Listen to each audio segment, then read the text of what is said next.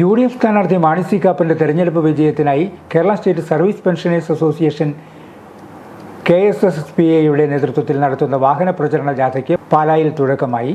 പാലാ നിയോജക മണ്ഡലത്തിലെ 13 മണ്ഡലങ്ങളിലും വാഹന പ്രചരണ പര്യടനം നടത്തും.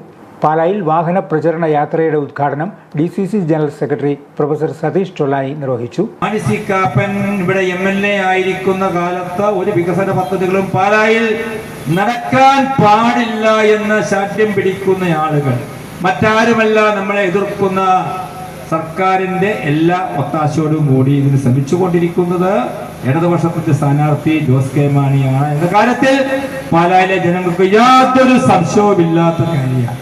എന്നിട്ട് പോലും പ്രതികൂല സാഹചര്യങ്ങളിൽ പോലും 244 കോടി രൂപയുടെ വികസനമാണ് കൊണ്ടുവന്നത്. അദ്ദേഹം അത് അച്ചടിച്ച് എല്ലാ സ്ഥലങ്ങളിലും അത് വിതരണം ചെയ്തിട്ടുണ്ട്. അത് നോക്കിയാൽ എല്ലാവർക്കും അറിയാം, സത്യമായ കാര്യങ്ങളാണ്.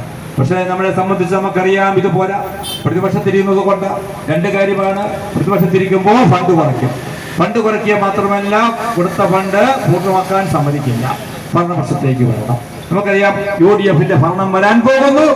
മാത്രമല്ല, കാപ്പൻ സാറ് മന്ത്രി എന്ന നിലയ്ക്ക് നല്ലൊരു സ്ഥാനത്തേക്ക് വരുമ്പോൾ പാലായുടെ സുവർണ കാലഘട്ടം ആരംഭിക്കാൻ പോവാം.